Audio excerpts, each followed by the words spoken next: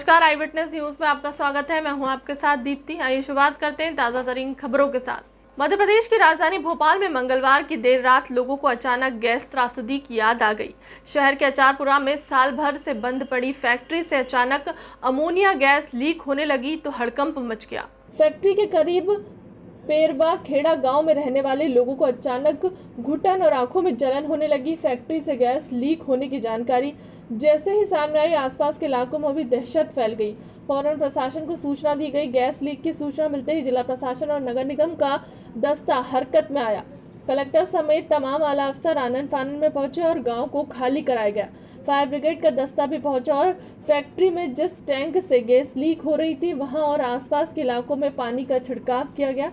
इसके बाद प्रशासन ने अनाउंसमेंट कर लोगों को बताया कि फैक्ट्री से लीक होने वाली गैस जहरीली नहीं है।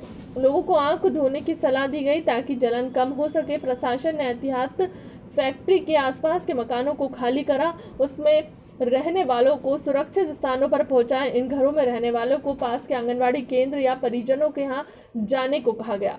पीसीसी चीफ मोहन मरकाम के नाम पर ठगी के मामले में प्रदेश कांग्रेस कमेटी विधि प्रकोष्ठ ने पुलिस प्रशासन को ज्ञापन सौंपा है। छत्तीसगढ़ प्रदेश पीसीसी चीफ मोहन मरकाम के नाम का दुरुपयोग कर मकान दिलाने का झांसा देकर ठगी के मामले में प्रदेश कांग्रेस कमेटी विधि प्रकोष्ठ और शहर कांग्रेस के पदाधिकारियों ने पुलिस प्रशासन को ज्ञापन सौंपा।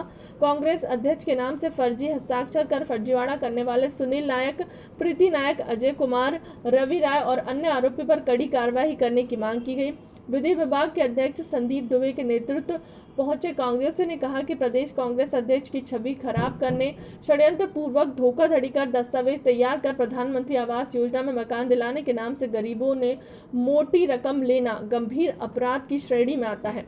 आवास दिलाने का झांसा देकर गरीबों से करोड़ों की ठगी करने वाले अपराधियों के खिलाफ अपराध दर्ज करने पुलिस अधीक्षक और police control room civil lines में ज्ञापन सौंपकर तत्काल कार्यवाही की मांग की है। कोविड-19 के साए के बीच आए नए साल का आगाज वुमेन्स प्रेस क्लब ने शानदार अंदाज में किया।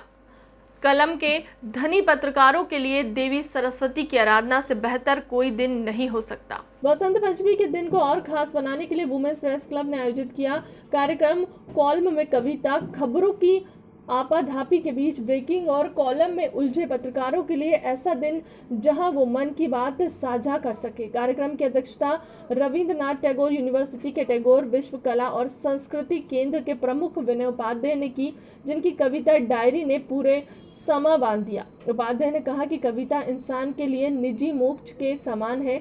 जैसे ही जब जहां मन की बात कहने का मौका नहीं मिले तो कविता की दुनिया में डूबकर अपने विचारों को कवितामय बना सकता है। प्रेस क्लब की अध्यक्ष दीप्ति चौरसिया ने भी इस मौके पर कविता सुनाई। मेरे हिस्से के तुम और रिश्ते भी तय, साथ ही क्लब की उपलब्धियों पर प्रकाश डाला। कार्यक्रम का संचालन किया कोमल शर्मा ने। मंचासीन अतिथियों के अलावा नवीन पुरोहित, श्रुति कुशवाहा, शिफाली और शरबानी ने भी कविता का पाठ किया।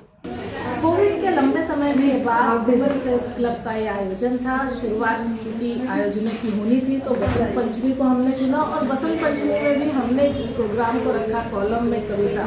हम चाहते थे कि बसंत पंचमी पे सारे जो है कलम से जुड़े हुए लोग आए और खास तौर पे ये पत्रकारों के लिए आयोजन था और इसलिए था कि पत्रकारों की पत्रकारिता तो दुनिया देखती है लेकिन उनके अंदर छुपे हुए कवि को बहुत कम लोग जानते हैं। तो कहीं ना कहीं छोटी सी कोशिश थी कि कोविड के बाद हम वापस नॉर्मल होएं और नॉर्मल होने के साथ साथ अपने कार्यक्रम शुरू करें। तो उसमें पहली कोशिश हमारी बसंत पंचमी पे पत्रकारों की कविता को लेकर रही। काफ़ी अच्छा आयोजन रहा और आयोजन की अध्यक्षता विनय सर ने करी, विनय उपाध्याय जी ने, और इसके अलावा यहाँ पे आईएनडी हेड ने अपनी कविता सुनाई, नवीन पुरोहित ने, शेफाली, श्रुति कुशवाहा, सभी ने जो है अपनी अपनी कविताओं से अलग अलग रंग बिखेरे। भोपाल शहर के कोईफिजा इलाके में एक मैरिज हॉल की बिल्डिंग में आग लग गई। बिल्डिंग में नीचे पार्टी चल रही थी और पहली मंजिल पर खाना बन रहा था। इस दौरान सिलेंडर में ब्लास्ट हुआ और आग लग गई। दूसरी मंजिल पर फंसे 35 लोगों को स्थानीय लोगों ने रस्सी और साड़ी के सहारे नीचे उतारा। इससे कोई जनहानि नहीं हुई। किचन का पूरा सामान जल गया। सूचना के बाद मौके पर पहुंची दमकल के 7 गाड़ियों ने आधे घंटे में आग पर काबू पाया।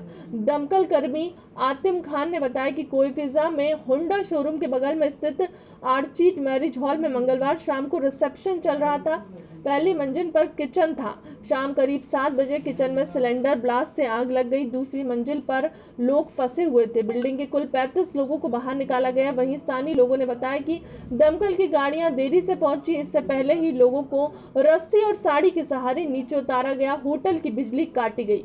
पूर्व मुख्यमंत्री कमलनाथ ने ट्वीट कर कहा कि मध्य प्रदेश में परिवहन माफिया सक्रिय है। प्रदेश के राजमार्गों पर, सड़कों पर अनफिट, बगैर फिटनेस, बगैर परमिट, बगैर बीमे के क्षमता से अधिक यात्रियों को, बगैर स्पीड गवर्नर के सैकड़ों बसें दुर्घटनाओं को खुला न्योता देते हुए तेज गति से सरपट दौड़ रही हैं। बसें दुर्घटनाओं को खुला न्योता देते हुए तेज गति से सरपट दौड़ रही हैं। इन बसों में यात्रियों की सुरक्षा के साधन हैं, ना ये सभी निर्धारित नियमों का पालन कर रही हैं, ना इनकी नियमित चेकिंग होती है, ना इनसे नियमों का पालन करवाया जाता है। एक हादसे के बाद हम जागते हैं और बाद में वही हाल। इसी कारण सीधी जैसे हादसे सामने आते हैं। आवश्यक है इस बेलगाम परिवहन माफियाओं पर कड़ी कार्रवाई हो, इन्हें नियमों के अंतर्गत लाया जावे, तभी हम सीधी जैसे दुर्घटनाओं व हादसों पर अंकुश लगा सकते हैं। फिलहाल के लिए अब तक की खबरों में इतना ही। देश दुनिया की तमाम बड़ी खबरों के लिए बने रहे हमारे चैनल के साथ। नमस्कार।